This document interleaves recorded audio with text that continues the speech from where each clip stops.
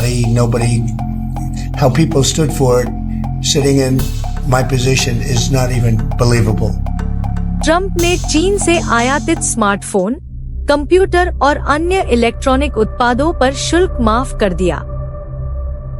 शुल्क छूट के बारे में ट्रंप ने कहा, विस्तृत जानकारी सोमवार को दी जाएगी। उन्होंने बताया कि देश बहुत आय कर रहा है।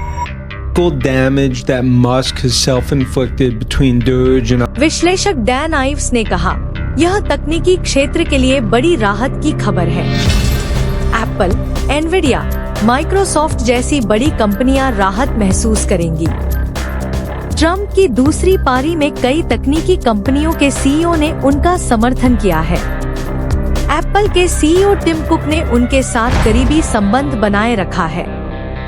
We are doing an amazing job considering it's चीनी उत्पादों पर यह छूट केवल ट्रंप के पलटवार शुल्क पर लागू होती है, जो अब 125% हो गया है। हालांकि पहले का 20% शुल्क, जो फेंटानिल संकट के कारण था, अभी भी लागू है। सेमीकंडक्टर के संबंध में एक नया सुरक्षा जांच शुरू की जाएगी, जो नए शुल्क को लागू कर सकता है। we came armed with a little smaller chart.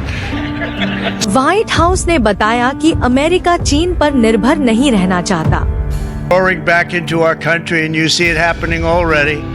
Trump के निर्देश पर एप्पल, एनवीडिया और ताइवान सेमीकंडक्टर जल्दी ही अमेरिका में उत्पादन शुरू करना चाहते हैं।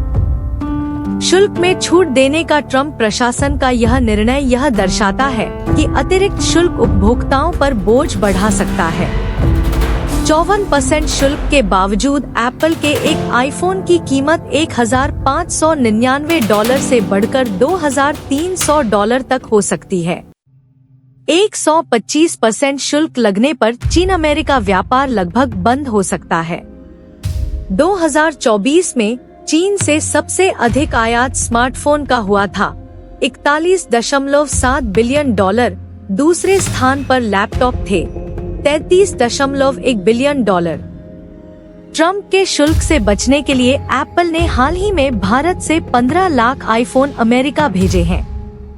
महंगाई कम करने का वादा करके ही ट्रंप ने Weeks ago, I stood beneath the dome of this Capitol and proclaimed Trump ने शुल्क लगाने का वादा किया है, जो उनकी आर्थिक योजना का मुख्य हिस्सा है।